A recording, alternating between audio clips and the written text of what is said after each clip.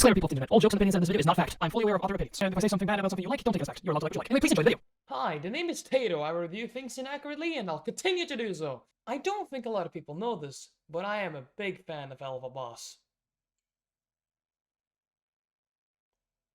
It's that obvious. In late 2019, there was a little video called Aspen Hotel that quite literally blew up the internet overnight. Made by and written by show creator Rivsipop, she was able to produce the pilot episode of her passion project, which, funny enough, drew the attention of Studio A24, and the full show is set to release sometime near in the future. However, a thing that happened in the meantime was that Vivsi wanted to make a sister show next to her passion project, which was now the very much loved and very much known Helluva Boss.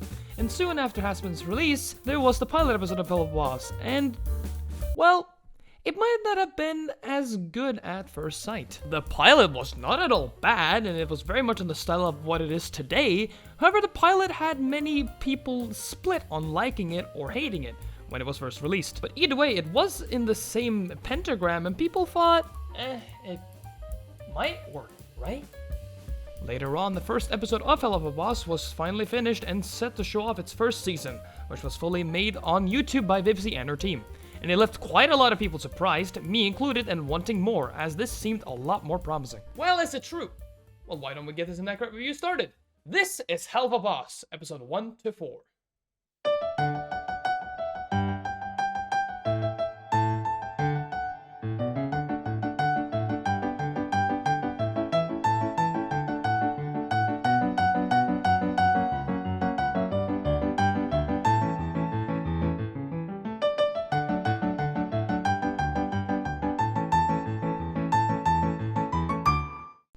Episode 1, Murder Family. We open up this episode with a warning for mature audiences, as we hear someone talk about their life in the old world before they die. We are then introduced to this teacher character played by Maria Wilson. She used to be a very kind and nice junior school teacher, but after the show quickly addresses that Zoom exists, even cartoons, we can't escape the crisis of Bovid. We then find out that her husband cheated on her and she's filled with hatred. Remember what you taught us? Think before you act. Oh my god! And also infused with the power of justice! And she then goes home by killing both the husband and the woman that he slept with. And traumatizing the kids by killing herself. All broadcasted over Zoom. We then come back to the present with her and the main character Blitzo, played by Brandon Rogers, and addresses why she is here. Rage. So that's why I'm here. To get my revenge. I mean, was she hotter? I just want to say how amazing Brandon Rogers nails the role as Blitz. He has it all down. The attitude, the lines, the jokes, and all of his performance is all there. Without a doubt, he was legit born to play this character. Anyway, the teacher explains that somehow the woman survived and is praised in many ways for her act of bravery. Yeah, I don't know, it seems like if you survive a gun wound after being caught sleeping with another spouse, makes you a hero. The teacher is furious and demands that IMP hunts her down and kills her. Blitz agrees, sort of, as we are introduced to the rest of the cast. Luna, played by Erica Lindbeck, Millie, played by Vivian Nixon, and Moxie, played by Richard Horvitz, also known for him playing Sim from Invader Sim. But it's a family.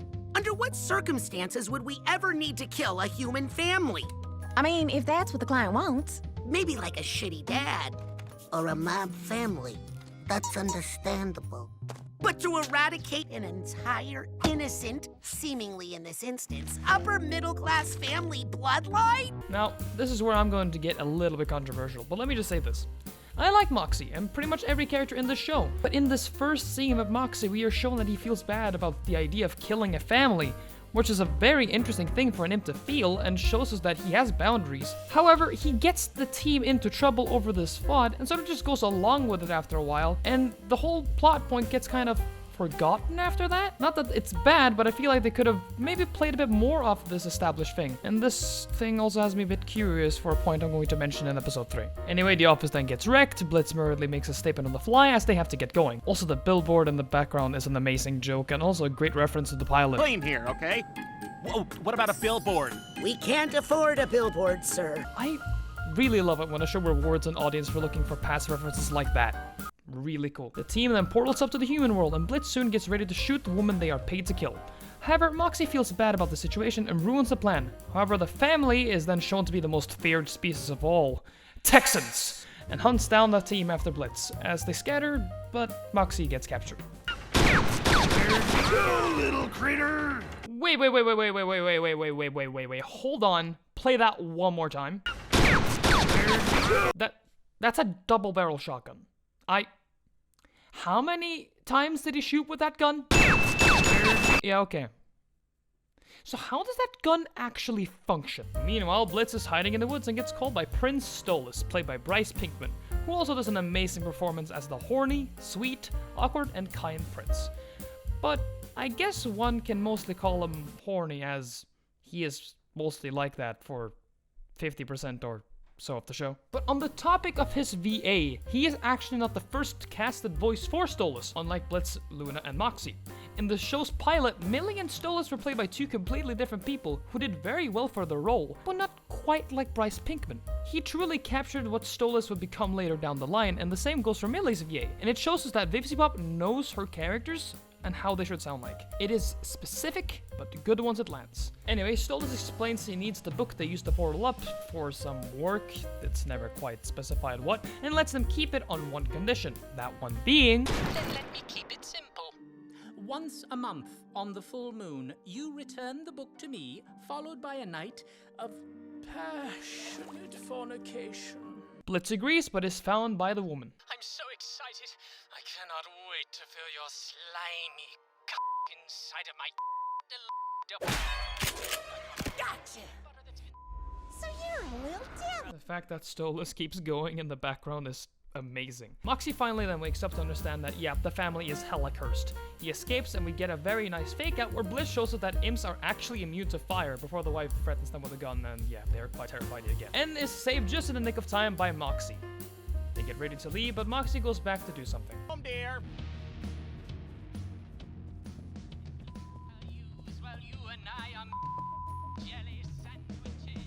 How long has he been going on for in the woods? Let's see here. Oh, no, he's been going for 2 minutes. He's been alone in the woods simping for 2 minutes. Classic Stolas.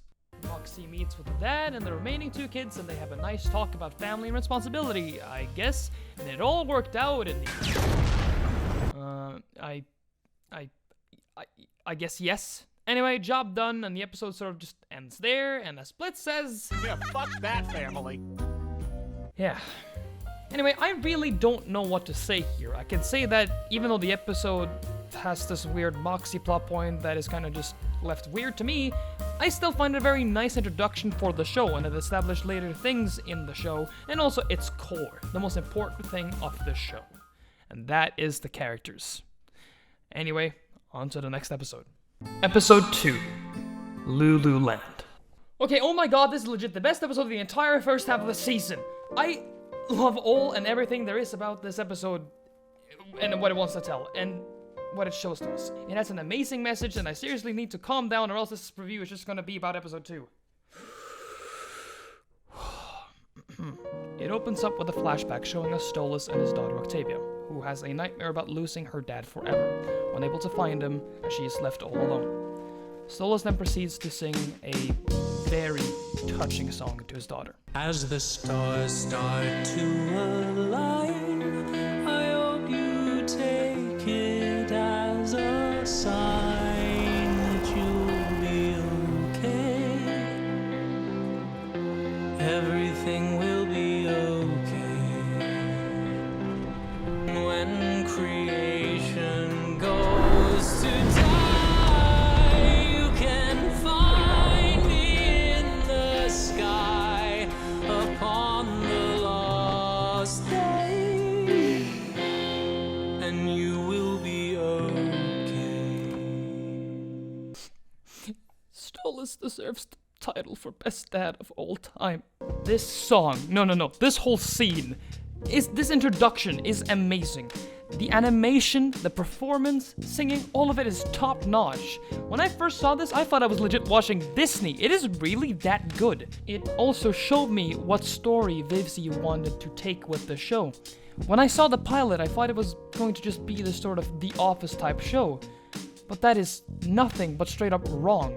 in 2 minutes and 42 seconds, I am shown this is a show who is willing to tell a deeper story with its intro scene alone. Truly amazing. We are then suddenly thrown back into the present, seeing an older Octavia hearing her parents argue with each other. It wasn't expected. I didn't have time to go to a motel. This is already a rather real topic for a show to take, and they handle it quite well, if I do say so myself. Octavia boots up her edgy goth music as she goes to eat breakfast, as we are introduced to Stella, played by Gorgina Leary. And she is quite, well... You want to fuck this one too? You are a goddamn embarrassment. I'm not spending another moment looking at your pathetic, imp-sucking face! Angry. But she is angry for, honestly, a good reason. Cheating in a relationship, and especially a royal one like this, can be legit catastrophic. And it shows what the gray area Stolas is in here. He's a good person, and cheated on his wife for a reason sort of shown later, and one can only assume for some reason which seemed just good enough for him. However, good or not, you can also see here alone within these few seconds of dialogue while Octavia is so worried and sad as she is now. Her nightmare and fear she had while she was young about her dad leaving her or disappearing might become real. Stolas, however, just isn't seeing this. We are now reintroduced to a lot older Octavia as she is now played by Barrett Wilbert-Weed. Is that a serious question? This song is called My World is Burning Down Around Me. It's by Fuck You, Dad. And just as harsh as that opening scene was, her performance as well is really good, and she offers a lot of depth to her role. I really feel like all the VAs in the show are amazing, and so far I have not seen anything bad so far, not remotely close to just bad. The quality is rather impressive for a YouTube-made show. Stolas, still being the best that ever, sees his daughter is rather down and needs an escape, which this sort of thing goes for the both of them really. Offers her then a day with him by taking her to Lululand, her favorite amusement park and place in all of hell. Once she was 5. But in his eyes, he probably still sees her as 5. I'll arrange our security. Security for a theme park? Now, he says security, which proves to be very true later on, but don't you think he would invite Blitz regardless? Now, I'm calling the only man who can me. Saying that is his very next sentence. Anyway, Octavia, being rather surprised and embarrassed of her father's behavior over the phone, Stolas goes on to hire Blitz for their security. Blitz, however, promptly tells him they are assassins and not bodyguards, but Stolas offers money, and his money pays a fair share, so Blitz is convinced, and so the team goes to Lululand. They arrive at the park, and holy shit! Stolas is, he's quite tall. Like, there's tall, but goddamn. They wander through the park for a bit, and I love them poking fun at amusement parks and how overpriced certain items can be at these certain places. And then you see Blitz covered in different items, and it's quite hilarious. Blitz also informs Team Moxie and Millie to have some fun, while he protects Stolas and Octavia, as he quite sees this as an easy solo job. And I was already enjoying the episode a lot, but we are then suddenly hit with... Thea, you used to cry such tears of joy at this show. Oh no.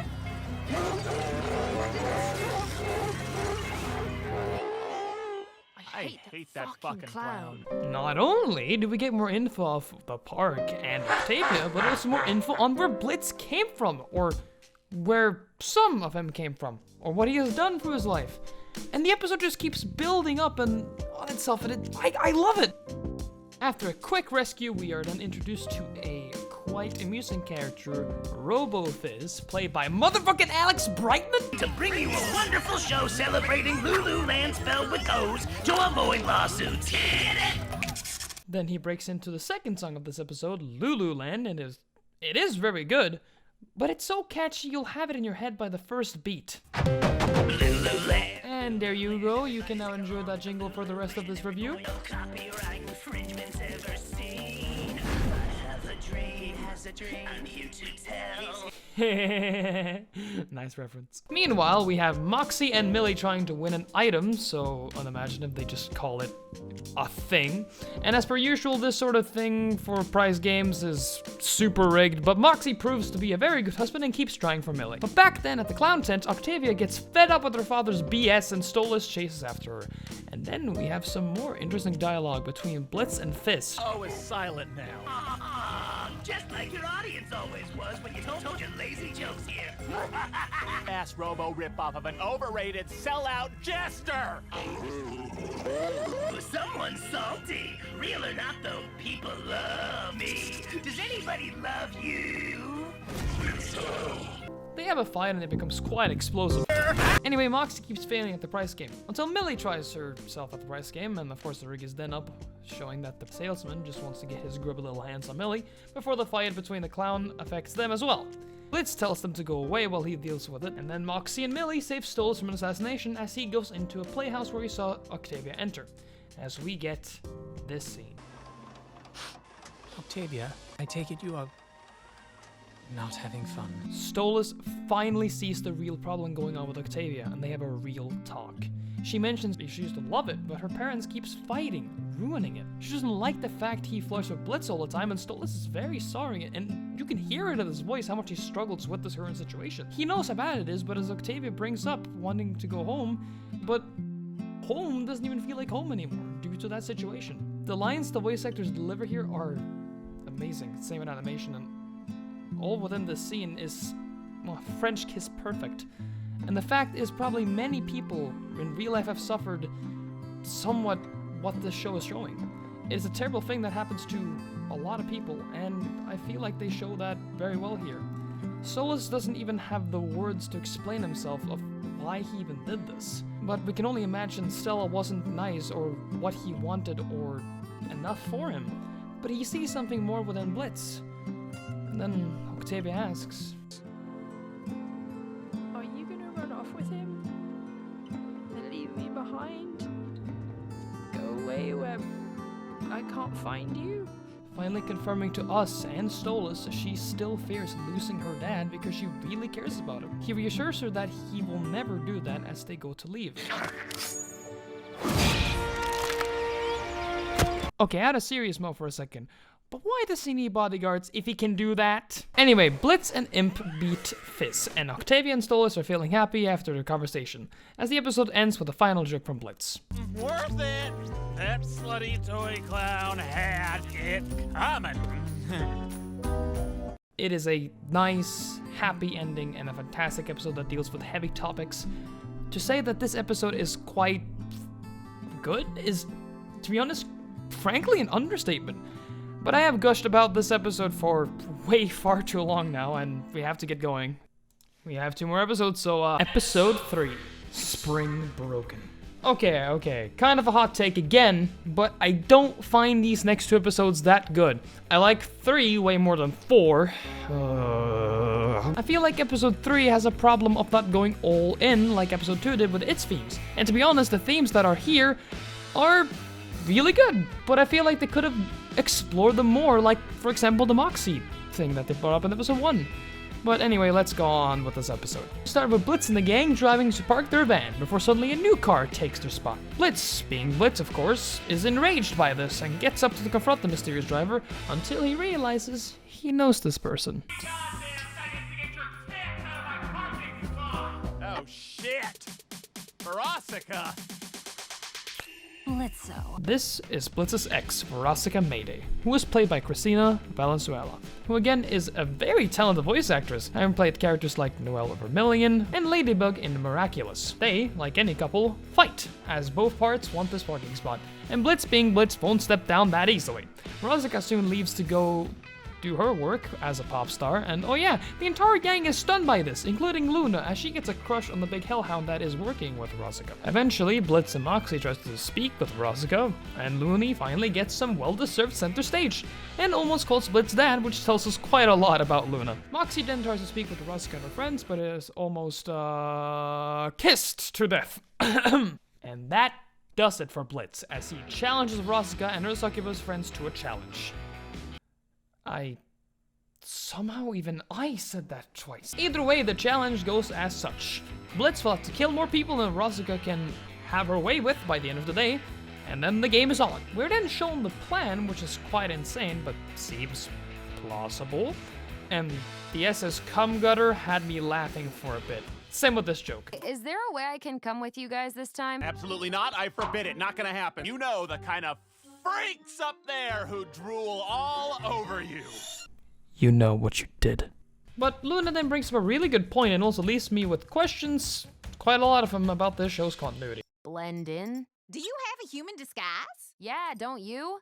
Because that means they have been seen before, which leaves me curious for how long, and hell, in the pilot, both 1, show themselves to a doctor, and 2, reveal themselves on live news. I don't know how long IMP has been a thing, but since Luna says all this time, I can only imagine some scenes from the pilot have happened, or not, I don't know. Their plan changes, Moxie questions their plan before the show again, leaves me curious as to how much cartoon logic goes actually into the show and how much doesn't. As we go to the surface, as Luna lures clients to their deaths, and the competition seems relatively easy until Veronica shows up and then sings. And everyone gets horny. And this might be just me, but this is where the episode really drops for me. I feel like this episode sort of just gets dragged out from here, but there are scenes with Luna and Blitz to make it sort of interesting. Also, remember how in the first episode, Moxie was feeling so bad for ruining a family for killing a mom? Okay, cool. But killing teens with families of their own, probably ruining and causing more harm to a family, is better. I seriously don't know if the plot point is completely gone, or if Moxie's now okay, but can we please get some confirmation as to how this guy thinks? Also, Veronica as a character to me isn't that interesting, as most fans say she is. But honestly, if you like her and would like to explain to me in the comments of why she perhaps has something I don't see, please tell me, and good for you that you enjoyed the show more than me. Same goes for this episode and anything else that I've complained about. If you like it, it's fine. I just don't think it uses all the potential it has. It just feels like they could have done maybe a bit more. Maybe they are saving that for another episode or season 2. I do not know. But back to some positive stuff. Seeing Luna talk with the other Hellhound and seeing her speak to someone else, it is very nice and tells us a bit more about her and has me curious about where they can take her, perhaps. And Blitz being a worried dad is funny and very adorable. And as per usual, when things like this happen, Luna and Blitz get mad at each other, and it goes a bit far. Veronica then proceeds to throw this little bottle she has into the crowd, which then falls on every single one's head and then lands in the water, and this fish then turns into a giant monster, I guess, but we'll get back to that. Moxie gets spotted and then thrown into this barrel for being confused for a possum. I guess even if they saw an imp, they wouldn't really see a difference. Hey, actually, they do look kind of similar. Okay, and I will admit, Drunk Moxie is a lot of fun. Billy! Hi. Hey, where did you get 4 heads? I wanna kiss him. Suddenly the fish appears and they fight it. Some jokes are thrown at us. I love that woman. Oh, she totally pegs you, doesn't she? But Millie single-handedly defeats that fish pretty easily. I'm wondering who actually is the most powerful in this show, as they meet up with Veronica and sort of manipulate her into giving them the victory, so good ending, I guess? Well, guess it's time to bounce. But hey, if you're ever down to party, I'll give you a ring sometime. Really? I mean, yeah.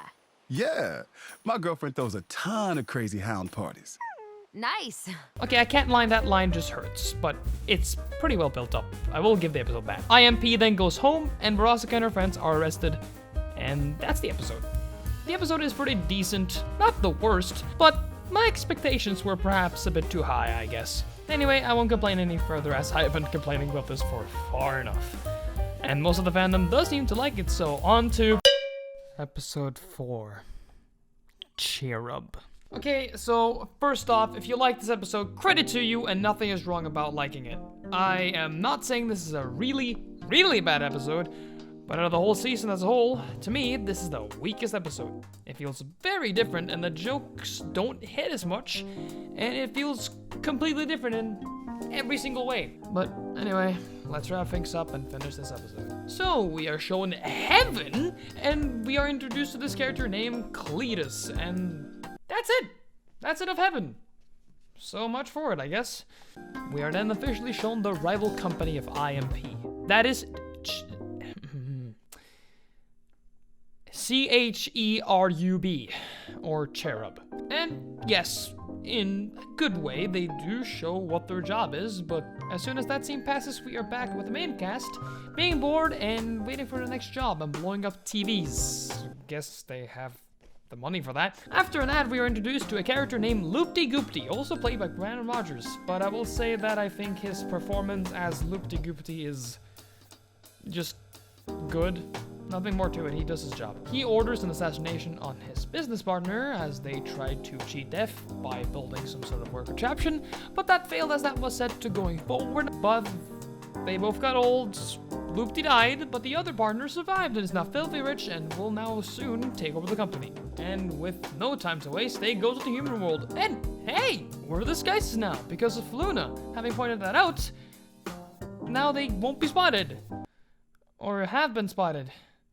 Listen, I really don't know the continuity of how this goes. Anyway, we are then shown the business partner. I really can't remember his name. And is shown to be a rich asshole who hates being old and wants to die. After then attempting to commit the die, Cherub is here to save the day. Oh Lord, I'm being haunted by ugly orphan children now. Cherubs, Mr. Lyle. If these voices are annoying to you, don't worry. They will never shut up, so get used to them. But in all seriousness, the only thing I will say that I do like about the cherubs is that they are at least based off of some real biblical creature, like the imps are. But they are just meant to be cute and nice, and if that is the goal, to make them annoying, cute, nice, and want to do good, then goddamn, Nipsey, you delivered on that. But my god. Anyway, they explain why they're here to convince him not to commit the die, and the imps try to intervene. But they won't take no for an answer and want to show him the good parts of life. Much to everyone else's dismay. They first try to show him nature, and the imps try to make him see how horrible nature is, and very much succeeds.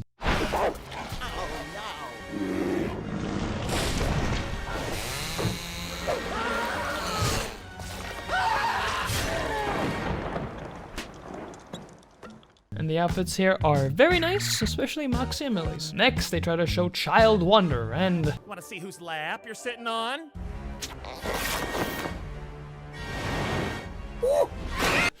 Yeah. That kind of failed as well. Then they try to show him the greatest gift of all. Money. Not money. Love. And the imps yet again try to show how bad that is as well. And I guess succeed on that as well. But they keep repeating this formula of seeing something only to make that bad, and the guy should get scared or sad about it. It's alright, it does its job, but it gets rather old pretty quick. No, you three are so utterly cruel. We're just trying to give hope to someone in need. Oh, and you three are so superior to us just because we want some selfish, greedy, authoritarian capitalist to keel over dead. You're making things too real now, Moxie. Okay, that's funny. Cherub then tries to show him opera to make him see something, but the imps yet again try to ruin that as well. But finally, the cherubs have had enough, and they start to fight them.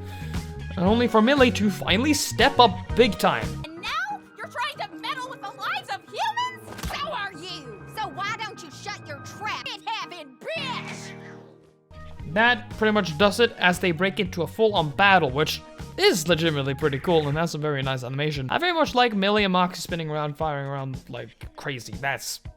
Wow, that's still pretty cool. Then the old man suddenly understands why he wants to live, and yes, as you all expect, he is accidentally killed by Cherub. They go to leave to heaven, but aren't allowed back in by this deer character played by VivziePop herself. The reason why they aren't allowed back in is simply because their actions accidentally killed a human.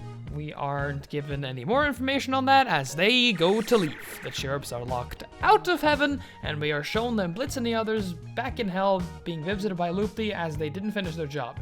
At first, he is angry about them not being able to do that, and then the old man, I still don't know his name, is then shown to be in hell, and Loopty is now happy to see him there. I don't know. Then the Joe character from the ad from the start of the episode decides that he'd like to hire them, seeing that he could use them. Don't know how he found 9 Piece building that quick and found out that they were there, but he showed up. The episode then ends with Blitz kicking him out, and that's that. If I had to wrap up and sum up episode 4, this is how simple I can do it. It feels very like a filler episode in your usual cartoon or anime, and tries to do something funny, but goes for such a different style it doesn't feel the same. And it feels way too cartoony. But although it might be the weakest episode, it does have its moments. The episode is simply meh. Anyway, on to the final conclusion. The conclusion. So, what are my thoughts and opinions on the first half of Helluva Boss? I think it is absolutely great. The animation is great, the voice acting is great, the jokes has me always laughing or at least chuckling here and there. Not every episode might be 100% amazing, but it still feels nice and is usually pretty good, despite not going all the way or maybe lacking in a few places here and there. And is, in my opinion, a great start to a season, setting up for things in the future and shows how this wacky company does it in its landscape as well as ours. I have thus far only seen the first 7 episodes of Helluva Boss, and eagerly waiting for its conclusion in episode 8, which I will also cover here in part 2 of my review, sometime very near in the future, as we dwell into the episode with the most hype, the most story, and feelings from both me and had me almost tearing up at one point. And I do hope to see y'all for that next time. As for now, my name is Tato, consider to subscribe, and until I see you next time, goodbye for now.